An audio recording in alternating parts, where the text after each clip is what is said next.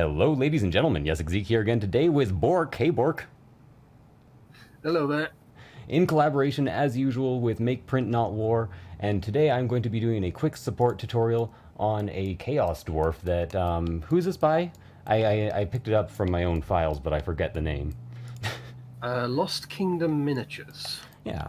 So this is a slightly modular set, arms detached, so it's going to be a rather quick tutorial that has a few extra parts to it. But essentially, you're going to want Lychee Slicer. If you're going to be doing any amount of support work, get the pro version. It's like $7 a month. You can cancel it when you're not using it. It's very, very much worth it. So how I'm going to start is by lifting the dwarf 5 inches or 5 millimeters off the platform and just doing an island detector. Always set this to real, or else it won't actually detect the islands, and you could end up with resin on your FEP, which can then get crushed into the screen, puncture your FEP, and at worst case scenario, break your screen. That's why you always want to have good supports. So there is a bit of a process to supporting, and that process is engineering. So when you build a house, you don't first build all the details, right? You first build the structure. So what you want to do is you want to start with the structural. You want to go to heavy supports, which you can get my supports off of the Discord in several places, or I will send them to you if you PM me. But the heavies are quite heavy, and they should only go on the feet or any very, very heavy structural zones. By the way, feel free to interrupt me at any point to ask questions, because that's the point of having a student here. Yeah, well. Okay. So these are just going to go on the feet. You might as well be pretty liberal with them. You know, just kind of space them out so that they won't be too hard to remove. Sometimes I see people who surround the entire foot and then you try to pull it off and the leg breaks off. Avoid doing that. So just place heavies wherever you think that there is going to be a fair amount of weight held. Once I put about 2 more heavies here, I would assume that's enough to hold the entire model up. One thing to note about supporting, though, is that you're not building a structure. We see this, but what we are actually observing... I'm not streaming, am I? No, you're not. To you. Okay, because I've been doing all the work. I'm sorry about that. It's fine. I'm just good enough. I'll recover all those parts after the video too. So what we see is this right here, and you see this? Yeah, I can see it. But what we are actually building is this. And that's very important because resin before it is post-cured is flexible. Almost all resins are. So what you have to consider is the weight of the model. For this specific case, this dwarf, it's small enough that these won't bend. But if you have weight that is going off in a direction, it's not going to fall backwards, it's going to fall forwards, and it's going to bend the supports. So you'll see failures on the internet that are like sideways prints. Those are support failures. So, Okay. flip the model back, and now everything that has any weight to it has already been supported. So now you go to light supports, and you will almost never touch medium or heavy supports outside of the initial structural step. So I remember when the first time I was supporting something, I'd only use like maybe 1 or 2 heavy supports on the feet for like just Chitu box basic, and then light supports for the rest of it. that was a very good instinct because, in all honesty, there are other structural components that do need to be supported, but they're not like they tend to be large individual things. Like the weapon will need a heavy or 2 if it's sticking out, so you'll need to angle it properly in order to compensate for the weapon. Orientation is actually one of the hardest parts. This is going to be very much a beginner's tutorial because this is actually a fairly simple piece. But we will be doing an intermediate and advanced tutorial later. This one is just teaching the basic steps. So step 1, orient. Step 2, structural supports. Always do the structural first. If you start doing the detail, you'll cover things up and get lost. It's a bit like building or pouring the cement foundation and then starting to just throw the decorative stair carvings into the pit. You know, you don't do it. Yeah, it's a bad idea. Build the foundations, and then once that's all sorted, get all the detail work in. Yeah. So here I'm actually using my lightest supports, which are 0.25. However, 0.25 is not the lightest support that will work. It's just the lightest support that I generally use. Often for things that are this simple and that don't need to carry weight, I will go down to 0.12 or even as low as 0.09 if the model is very, very complicated. And sometimes, if you see like this actually does have a bit of weight to it, I do what I call chandeliering. I use the word chandeliering because it reminds me that I am actually holding this backwards and that I'm hanging this thing. So a chandelier needs at least 3 points of contact in order to hold something stable. So that's exactly what you do if you chandelier something. 3 points of contact from different angles. Often very, very useful to support things that have weight but that you cannot fit a medium or heavy support into. Because this could be a 0.25, and it doesn't matter what the size of these two are because they are just holding it in place. The only purpose is to hang it. They're not actually holding weight. There are a bunch of shortcut keys which I will go over here, but because of the simplicity of the model, I won't actually have to use them for anything. So check out the intermediate support to see some of the more intricate uses of it. But one of them is holding Alt. If you hold Alt, it can actually parent. It's a way of drawing a support. So you can parent this to this and save yourself a bit of resin, especially since this isn't holding any weight. And then another control that you have is Alt End Control. That is to draw mini supports. So you can actually draw a support from one point to any other point, either on the model or off the model using that. The issue with these supports is that they're super thin, and when you take them off, they'll actually kind of act like hairs. They're flexible. So you have to shave them off with a scalpel, unless you then go to the base tip over here and expand it. At this point, it will actually snap off the model instead.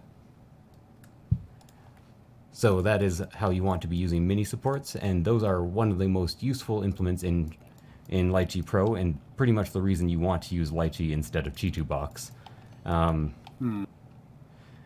You'll notice that I often am changing support sizes without actually going into the support menu. The reason for this is I want to use my keyboard or move my hands from Alt, Control, and Shift as little as possible.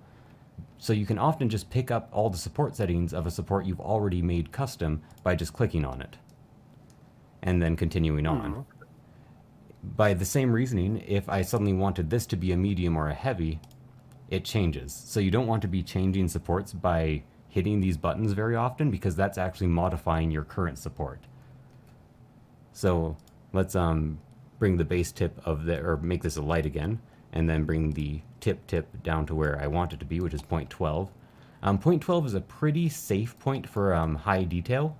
If you're very, very good, you can go down to 0.04, but you have to use them incredibly carefully if you're going to be holding any weight with them.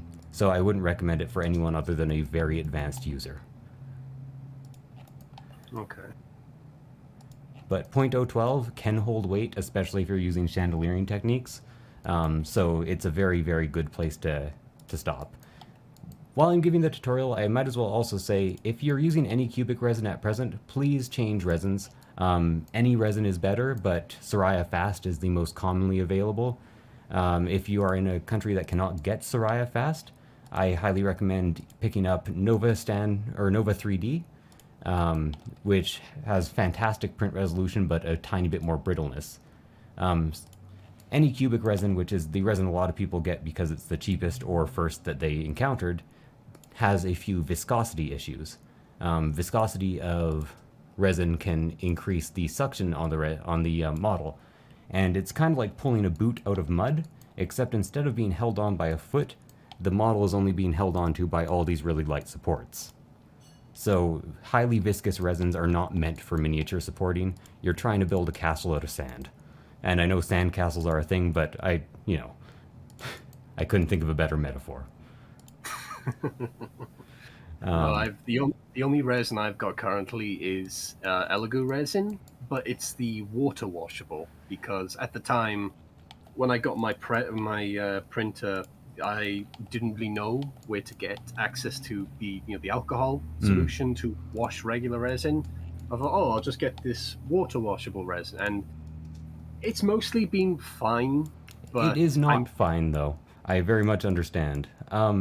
Another interesting note about resin, and sorry for interrupting, is that if resin has, if it has an addendum on it, if it's water washable, if it's eco, there's a reason most resins don't have that. You're losing something. You're either losing strength, you're losing shore hardness, you're losing elasticity at break, or you're losing price. So if you're buying cheap resin that is water washable, it is going to be horrible. And in all honesty, water washable resin isn't even water washable. You should be washing it in at least 10% IPA. hmm, This is information that I've gotten from Soraya Tech itself, who makes Soraya Simple, which they say is much like all the other water washables out there, except they don't claim it's water washable because you shouldn't be water washing it. Um, So I'm going to oh, be moving on to the next piece here, but I have a bit more resin talk since you brought up the topic here. Um, if you're going to be getting resin and if you're having a hard time finding IPA, you can also use acetone and you can also use denatured alcohol, which is my favorite. Denatured alcohol, methylated spirits, there's several names for it, methyl hydroxate or something like that. hmm. Those are much stronger and actually only require you to dip the model in and then swish it around for 3 to 4 seconds, and then you dip it in water, and the hydrophobic reaction of the alcohol will actually blast the remaining resin off the model, and then you cure it in water as well because water curing actually prevents warpage on the part because the extra resin isn't reacting to air, which can stop the reaction and slow it down, and it also disperses the light, making for a more even cure. If you cure unevenly, resin contracts as it cures, so it can pull outward or pull inwards on one side, causing a warp. I've noticed that with my washable resin, like the first, I print out your typical the Rook that comes with the Elegoo printers and the files, and it came out fine. But when I printed out the Purple Lord, the Fulgrim Mini, I immediately noticed something was off because the tip of his sword just snapped immediately as soon as I pulled it off the supports, along with little bits of detail just being super brittle. Hmm. At the time, I didn't really think it was the resin. I just thought it was, oh, it's because, it's my second ever mini I've ever printed. I thought, just being a newbie, still Uh, kind of is. But, in all um, honesty, it's a bit of both, but water washable resin does tend to have very low shore hardness and in even lower elasticity at break. Some of them claim to have quite high, but I've found that that is seriously not the case. Also, hollowed resin prints tend to have a habit of exploding, which nobody likes. The reason for that is that they don't properly wash out the inside because you're supposed to use alcohol, right? And as that resin contracts, the shell of the model will break and eventually contract, and explode outwards. ooh, So it's not like a damaging explosion. It's not like it won't be sending too much shrapnel flying around. Although if you're close at hand, maybe some could get in your eye. I'm not sure how. I've never experienced it myself because I avoid water washable like the plague. like a resin frag grenade. Exactly. But I find it very important, and you might notice a lot of the information out there isn't very scientific in its nature. But resin printing is a scientific process. So resin printing itself is science. The support work itself is engineering. It's just old school engineering where you do it mostly through rule of thumb. It is important to get a general understanding of the tolerances of your machine and the tolerances of the material of resin that you're using. If you can get it, I do highly recommend Soraya Fast. If you can't get it, which it's kind of expensive in the UK because the UK did some stupid stuff. With that, I'm sorry, you're gonna have to go in. I'm going to have to Yeah, elaborate on the stupid stuff they did to yeah, take we do a lot of stupid. Unless you're referring to the B word, then the yeah. the B word. They voted to take away most of their own rights. Um, Don't remind me. uh, I still remember when that happened. I'm so sorry, but anyways, because of that, Sarai doesn't want to deal with taxation issues going into the UK, and therefore they let Amazon and resellers deal with it. So that's problematic. You can still get good resin, you just have to kind of go to AliExpress and get Novastan. And if you want some extra elasticity at break, you can pick up one bottle of Soraya Tenacious, which is a very, very, very flexible resin that is about 70 to 80 pounds probably a bottle. But you only need to top up bottles of Novastan with it in order to get enough flex to have a fairly standard, almost plastic feeling mini.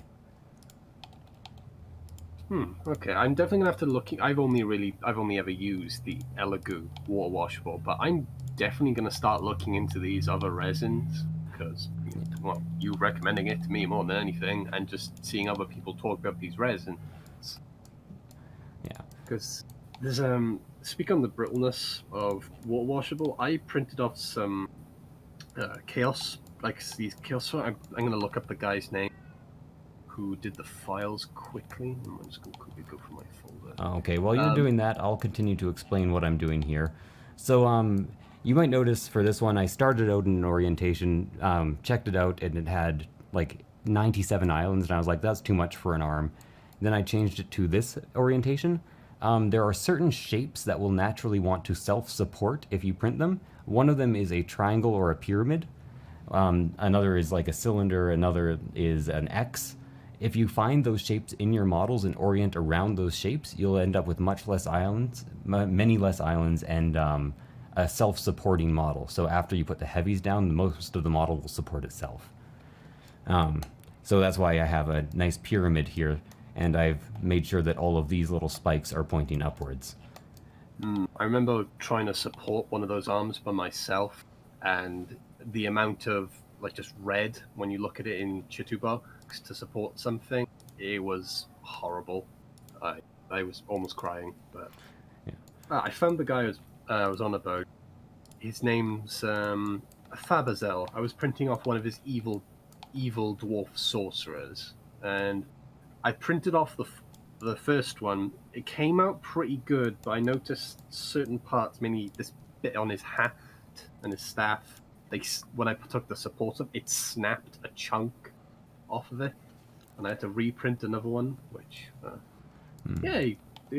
I'm definitely going to switch over resin. Sorry if I'm taking up time. Yeah. Perfectly fine. It's giving me time to think. So here, I'd like to always anchor with heavy supports, but that's because of business and because of people being bad at printing. You don't actually need to anchor with heavies. Instead, you can you can chandelier by putting 2 more supports, which is what I'm going to do for most of these, or you can create a long support by lining up small supports very closely. So you can have a support that is 0.35 or 0.7 times 0.25, and that will hold a lot more weight.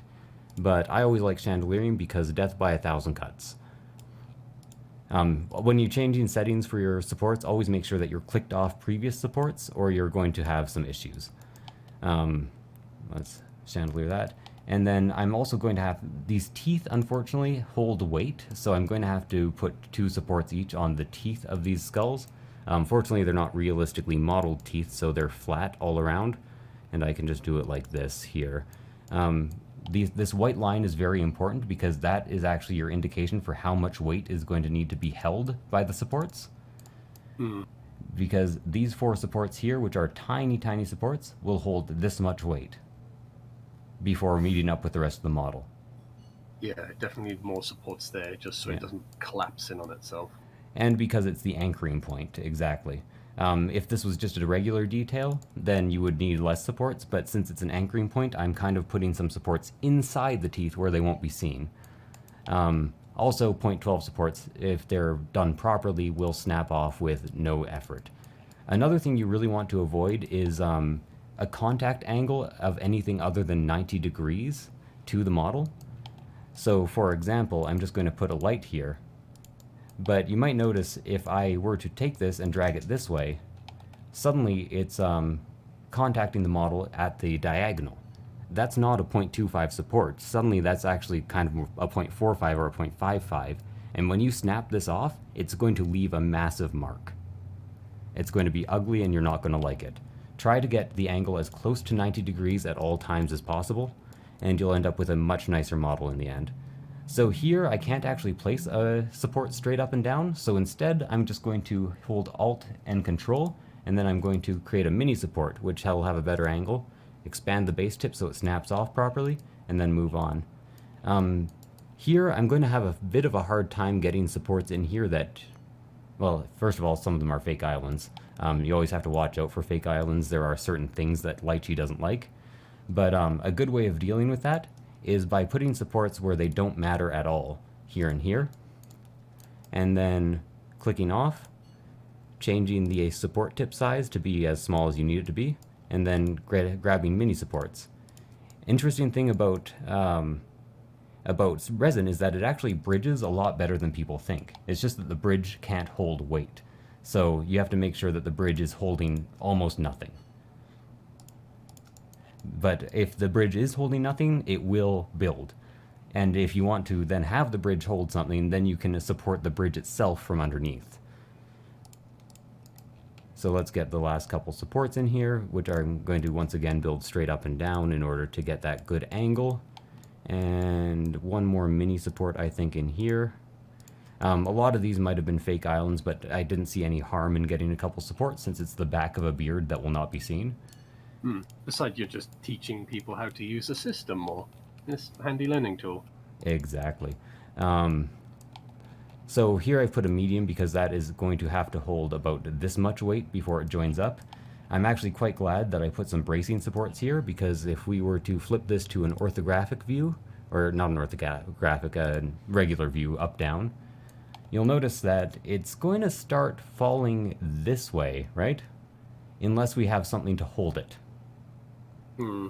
So these two supports right here are going to hold it, and just because I'm a bit nervous about it, I really don't like sideways prints, here where it's never going to be seen, I'm going to place a medium as well, and that's going to stabilize it from all angles. You can see, imagine this hanging on the ceiling. Would it fall? No. So let's flip it back around. If you can imagine it swinging from that position, then you might have an issue. Yeah, definitely. I can imagine that, clearly. And one of the issues a lot of people have with supporting is they just think of it as placing supports on islands. It's engineering. Build the thing properly. Build a structure that works. Yeah, that's how I used to think about it when I first started looking. I was thinking, oh, I just got to stick the line on the black dot, and it'll be all A-OK. No.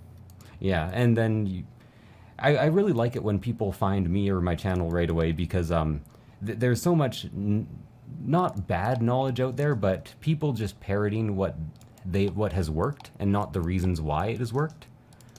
So you never actually get the deeper knowledge that you need in order to make these structures or to use these programs.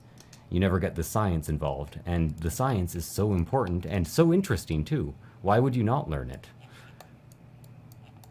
No, it's always good to learn how something is built, because you could possibly use that info in future, and it is just genuinely fascinating to see. I worked with isopropyl alcohol before. I've done courses on prop making for films and television, and I had to work with that stuff a lot, along with stuff like fiberglass. And now it kind of ruins the fun a little bit for films and such, but I can recognize what things are made of and how they were built from like a couple of minutes of just looking at it, which is it's interesting that you have that history, because this is a fair expansion of that exact category of thinking and that exact skill set. Prop making and this type of engineering is the kind of like the way forward of the future for props, especially with the new large scale resin printers coming out, like the Sonic Mega 8K, which has the most ridiculous awesome build plate that I've ever seen, and I want it. I'm just happy to have an Elegoo Mars Pro too, to be honest. But the first time I got my printer, it didn't go well. It came in broke for me. Oh, that's the other thing. I always tell people when they find me to keep the receipt and be ready to hit the return button in an instant. A lot of these companies are Chinese and have the scientists and the engineers who make the products care. but the product manufacturer is outsourced to a random factory that happens to have the technology. And there, they appear to have absolutely no quality assurance, no quality control. So Oh, you should just always be ready to hit the return button on a 3D printer because about, I would say, 25% of them come broken.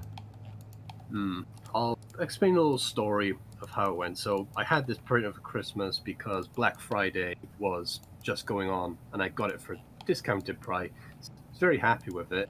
I didn't realize at the time. I can't remember the.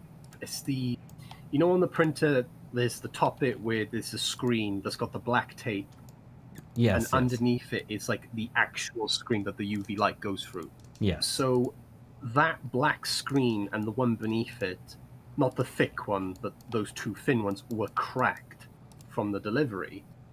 Mm. And when I did my rook print, what one rook was perfectly fine, but the other rook next to it was melted. Like half of it was melted, like it'd been bathed in acid.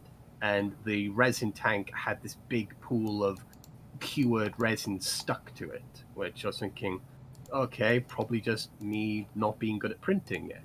I didn't chalk it up too much. Well, Tried printing. in all Sorry, go. honesty, one of the skills of printing is recognizing broken systems because of how bad the QA is. So, Yeah, I had to figure out through a bunch of people, like Discord helped so much when I had the problem. I was sending pictures from my phone saying like, "Hey, my cures are half melting. I don't know what's going on." Saying, "Oh, have you checked your UV plate? Is it good?" So I did a UV exposure test, and I looked it in, and yeah, there was a crack or two. I was thinking, oh god, I'm gonna have to get a refund or something for this, or replacement. So I contact Amazon, and the guy in Q&A, he goes, "Oh, we can't send you a replacement machine or replacement part because we're just the supplier. You can only get a refund." And of course, I had it at discount, so I wouldn't be able to get a brand new machine.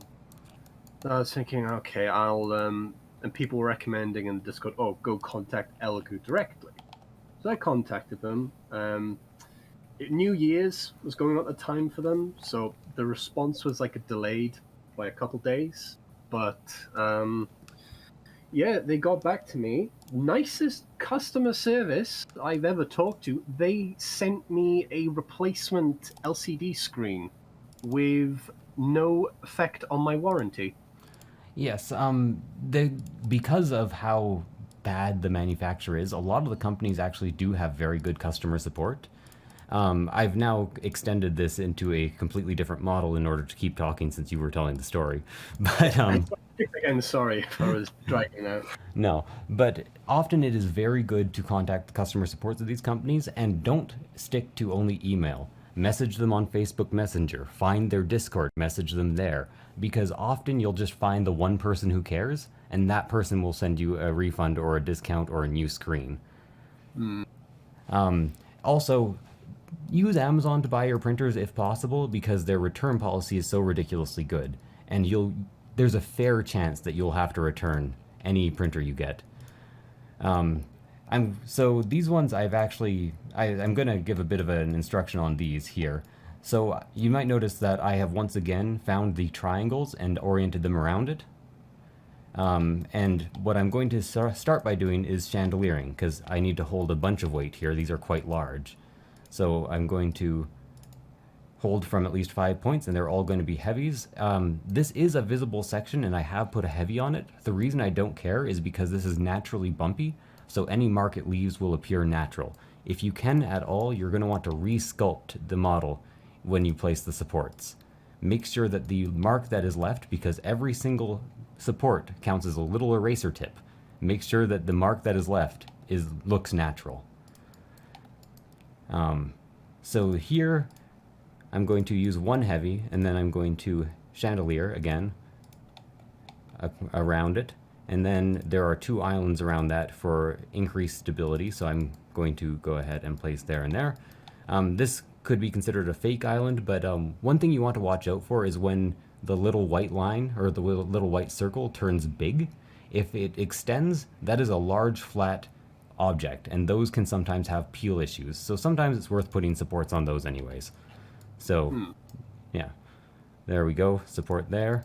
And then going to go to medium here just because this is so large. I don't usually go medium for this type of thing, but these are all just going to line up. I'm not going to have too much issue with these swinging to the left or right here, which is why I'm not supporting too much from the left or right. Usually I would try to put a few extra braces in case the weight swung in that direction. In all honesty, I could be using mirroring for this, and I probably should have. There is a mirroring setting for things that are perfectly symmetrical. If you head to manual supports here, there's right here, none, X, Y, Z to mirror from the different axes. If you're going to use those, you're going to want to make sure that in the on the X axis, you only want to rotate by factors of 90 degrees, or else the mirroring won't work. Because if you adjust them in any other way, you'll end up with like a very skewed model, and it just won't print. The mirroring doesn't make sense anymore. It's not even anymore. So you might notice this angle is absolutely terrible. So instead, let's get a mini support going down to here. Perfect. And actually, I did the same thing right here. Had a horrible support because I was being lazy. So let's go ahead and do that. And then this right here is going to require at least 2 mediums because they're coming in at an odd angle. That has turned red because it thinks it's too close to the model. When it turns red, just check to make sure that it's actually at least 0.2 away from the model. It's very easy to tell what 0.2 is because it's about the size of a light tip. So you can actually use the tips to measure. So let's go ahead and hit this from 2 separate angles. And then this is just building straight up, right, in terms of forces. Because it's being held from those 2 angles, so it's building upwards. Now let's go ahead and do the same on the other side. In all honesty, now that I've done it once, I'm like 2 lights will be enough for this, so let's go 2 lights. And then it only has to carry this much. So now all that's left is these little spikes here. So I'm going to go ahead and, this is a bit of a bigger spike, so maybe this has to be done from 2 angles as well. One thing you want to watch out for is you want to avoid tying the model in. So if these 2 supports get connected somehow, then when you try to lift the model out, you have to break one of the 2 support pillars in order to get it out. And that requires clippers, so don't do that. Let's go ahead and do this. One more right here. And then everything else can probably also be lights. Since this is a nice big model, it's going to be very hard to see any of the marks left by light supports, so I'm not even going to bother reducing it. Just trying to make sure that the angle of attack is quite good on these so I can maintain the nice sharp point. Hitting spacebar takes you into this advanced mode. You can't place any more supports in this mode. This is a pro feature, but you can do things like that in order to get good angles. And then pull it down so that you make sure it's building up the whole way. Again, holding Alt here, I actually am going to create a support that is parented onto this. Then I'm going to pull it out so it's not touching the model anymore, and save some resin that way, and also get a good angle on the support. Make sure it's not actually touching the model. It kind of is right there. That is smaller than 0.02. So let's go ahead and actually decrease the size of this using the widget. The use of the widget to decrease the size is a very useful implement in Lychee. And then let's actually make sure that, look at this, this is ugly. Take this and kind of adjust it so it's just a nicer contact. And you know what, while I'm at it, reduce the size a bit and get it right there. Perfect. Excellent. Now, I should have mirrored this and done it on the other side, so I'm not going to quite do that since it takes some time, but I will support these 3. Well, I will do it. Let's be honest, I'm going to finish this. That's a good enough angle, but, don't be lazy. If you have time, consider this a part of the hobby. It's as enjoyable in a lot of ways as, preparing a model off the sprue. You can get joy out of it. It is a job that you can do well. So try to get joy out of it. Listen to an audiobook, listen to some music, have some friends on chat. We have the hobby night chats in the Discord. Start one of those, request one. Because a lot of the times a mod is literally just waiting for somebody. So let's just make sure you have some entertainment and just have at her. I do a lot of models that have thousands of supports, and the thing you have to do, follow the same process, do the structural stuff first, but then just go. Like, it's all about just making sure you're getting all the islands with all the details and making sure that you're holding the weight in the right ways. There's literally just weight distribution. Yep.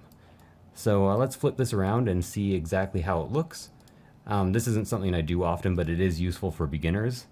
So those are hanging, if they were hanging from the ceiling, I'd say that would probably be stable. It doesn't have any weight going off in any weird directions. It wouldn't have any swing to it. So that's done. And then we save. I do have a macro for this, which is why it's so fast. Anyways, thank you guys for watching. I hope you enjoyed this little tutorial. If you did, please do like, comment, subscribe, and please consider supporting the ProxyForge Patreon, which is in the description below, or buy me a coffee. Anyways, thank you guys for watching, and I will see you guys next time. Bye.